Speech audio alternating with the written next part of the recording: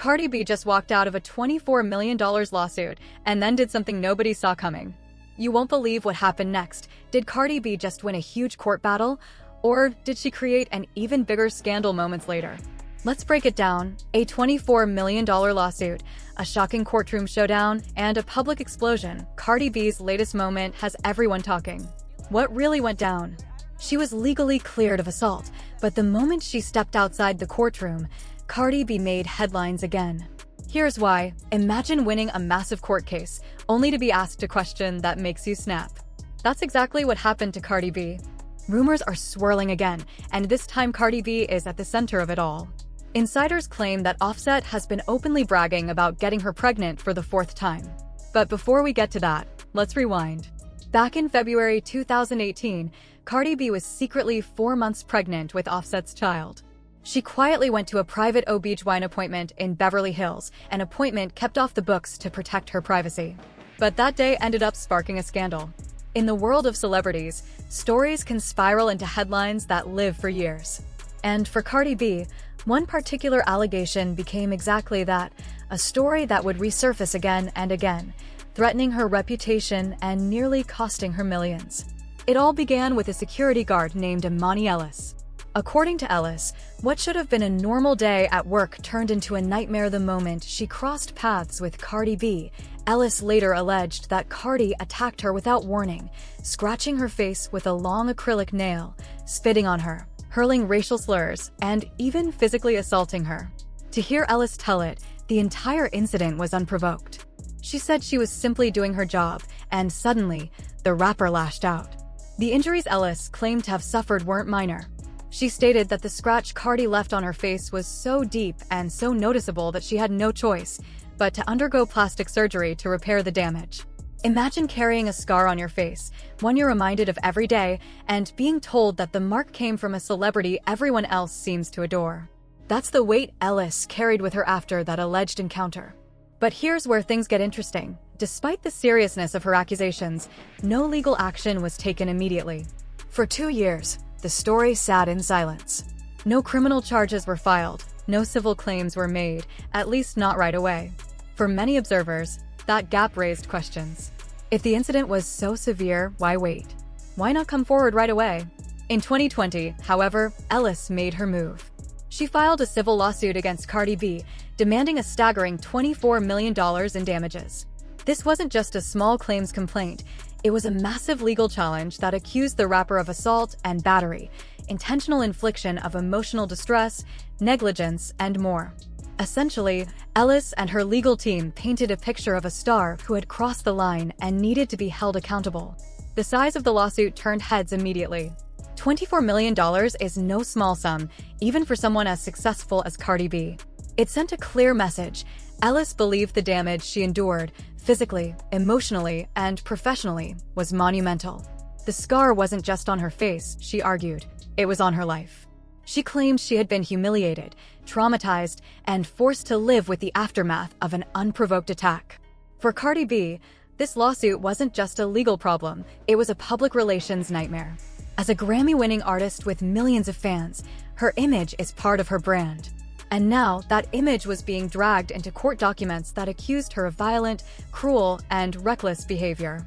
If Ellis won, not only would Cardi face a massive financial blow, but her reputation could be permanently stained. Civil lawsuits like this one are complicated. They don't deal with guilt or innocence the way criminal trials do. Instead, they focus on liability.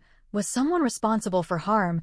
And if so, how much should they pay to make it right? Ellis's team argued that Cardi was absolutely liable and that her actions caused both physical and emotional damage. Cardi's side, however, insisted the claims were exaggerated, if not entirely fabricated. Over time, the case gained more attention. Fans wanted to know, would Cardi settle, or would she fight? Settling would mean paying out money, possibly millions, but it would also mean avoiding the drama of a courtroom battle. Fighting, on the other hand, would require her to relive the allegations in public, put her own credibility on the line, and take the risk that a jury might side with Ellis. For Ellis, the lawsuit was a chance at justice and compensation. For Cardi, it was a test of both her patience and her public image. After all, Cardi isn't a stranger to controversy.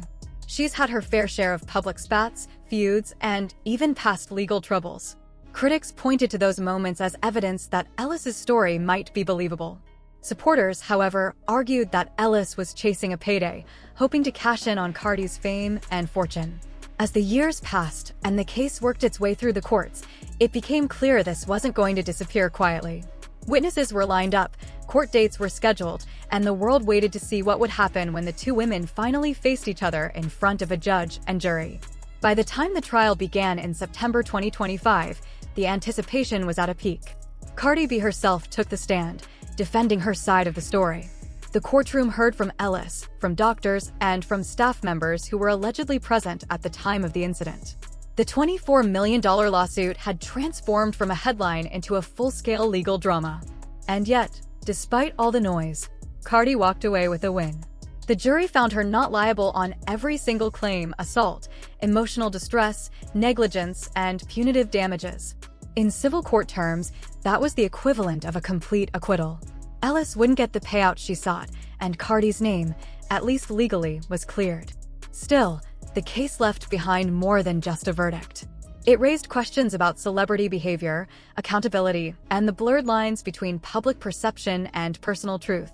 Did the lawsuit fail because Ellis's story wasn't credible, or because Cardi's star power made her untouchable? Was it an attempt at justice, or a cash grab aimed at exploiting fame? Whatever the answers, one thing was certain: the shadow of that lawsuit hung over Cardi for years.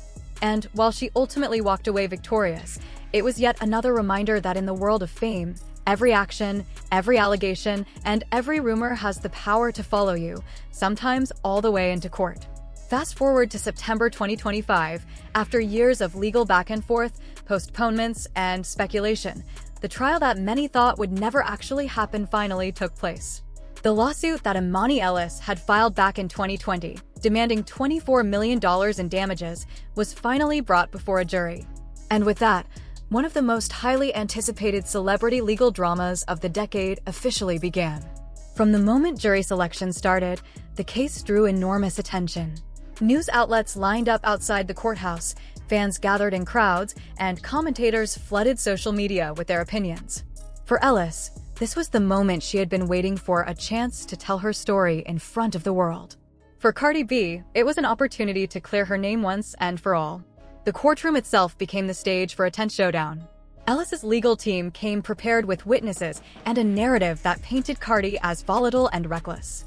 They claimed Ellis had endured humiliation, trauma, and permanent physical damage from the alleged assault. To strengthen their case, they called multiple witnesses to the stand, including the Beverly Hills Clinic's receptionist and the doctor who had seen Cardi that same day. Each was asked to recount what they saw, or didn't see, when the supposed altercation took place. Ellis herself also took the stand, giving emotional testimony about how the incident had affected her life. She described the pain of living with a scar she claimed came from Cardi, the cost of undergoing plastic surgery, and the emotional toll of feeling disrespected and attacked in the workplace. She wanted the jury to understand that this wasn't just about money, it was about dignity, justice, and holding someone accountable, no matter how famous they might be. Then came Cardi B's turn. Unlike many celebrities who try to avoid testifying, Cardi made the bold choice to take the stand in her own defense. In doing so, she looked the jury in the eye and told her side of the story directly. She denied Ellis's accusations, insisting the entire narrative was blown out of proportion and filled with lies. Cardi admitted that she can be outspoken and emotional, but she flatly rejected the claim that she had ever assaulted or spat on Ellis. For Cardi, this case wasn't just about avoiding a financial hit, it was about protecting her reputation as a mother, a performer, and a woman who had worked her way up from nothing. For days, the jury listened to both sides go back and forth. The lawyers sparred, witnesses recounted details, and the media outside dissected every new piece of testimony.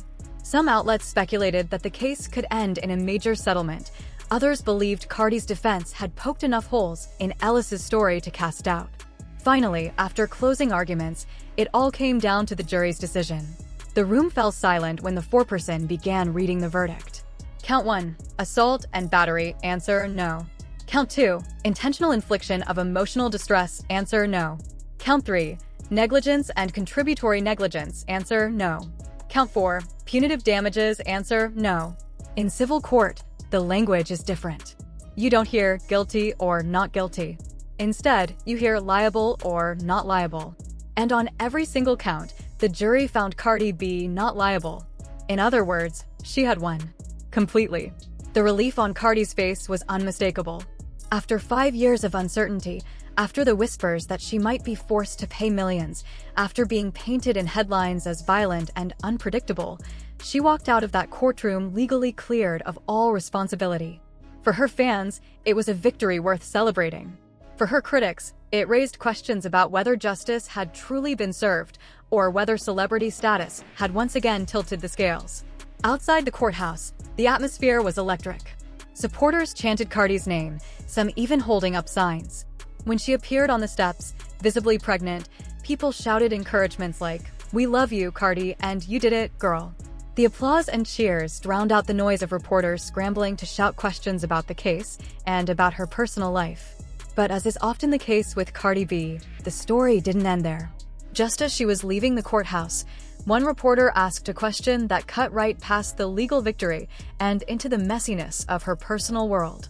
He brought up Offset, her on-again, off-again husband, who was allegedly bragging about being the father of her newest baby. He even mentioned Stefon Diggs, fueling speculation about paternity. The question was invasive, disrespectful, and poorly timed. Cardi had just emerged from a trial that tested her patience and dignity, and now, instead of focusing on her courtroom triumph, she was being grilled about who fathered her child. Her response was fiery. She snapped at the reporter, questioning his respect and upbringing, and even threw a pen in his direction.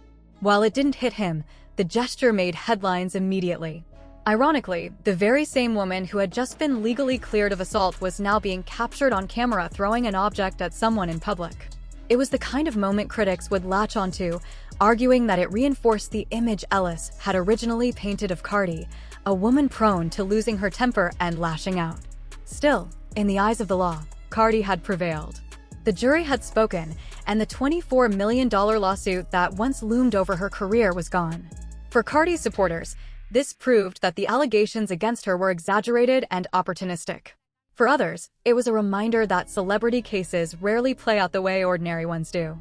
No matter how you look at it, September 2025 marked a turning point. Cardi B had fought one of the toughest battles of her public life and walked away victorious. But the incident also highlighted the ongoing challenges of fame, the fact that even in moments of triumph, scrutiny, rumors, and disrespectful questions are never far behind. After her courtroom victory, Cardi B stepped outside, visibly pregnant, and was greeted by fans cheering her on. "We love you, Cardi." But amid the celebration, one reporter decided to push a different kind of question, one that struck a nerve. The reporter asked about Offset allegedly boasting that he might be the father of her new baby, while also hinting at rumors linking her to NFL star Stefon Diggs. In other words, he was questioning paternity. Cardi B was not having it.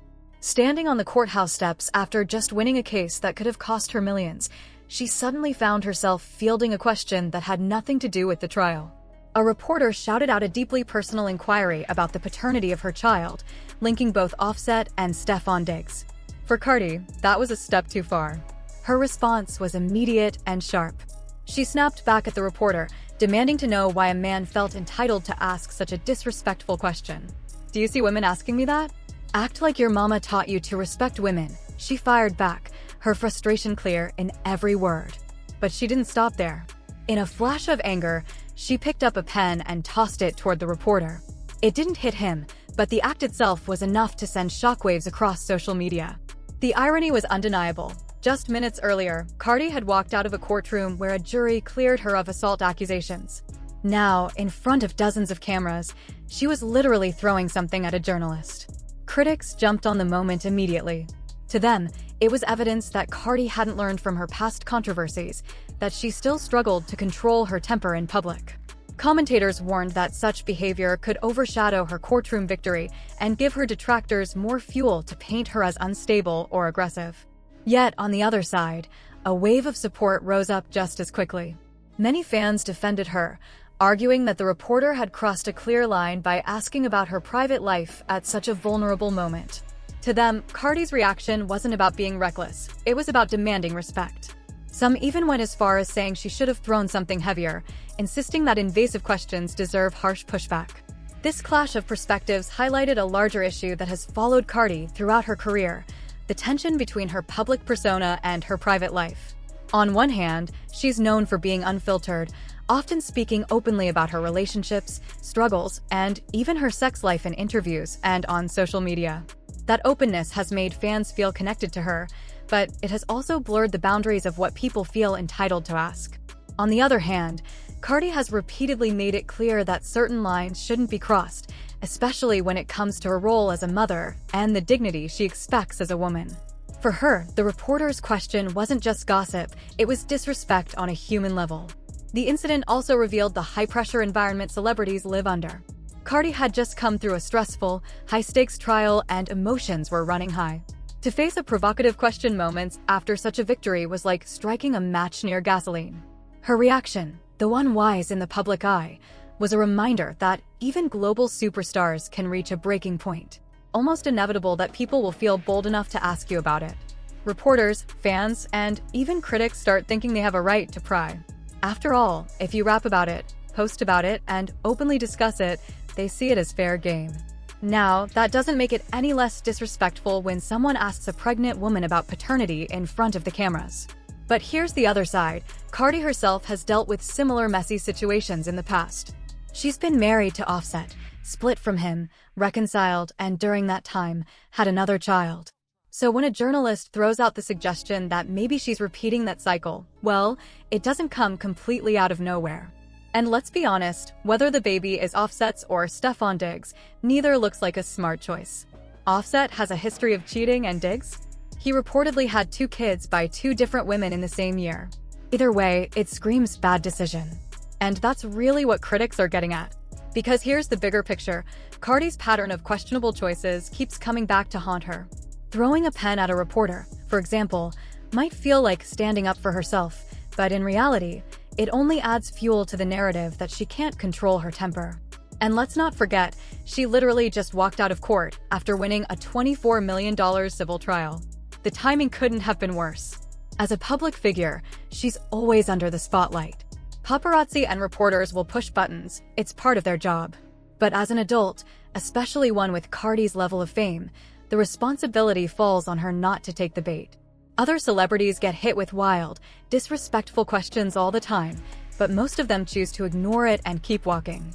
Cardi has done that plenty of times before, but this time, she let her emotions win.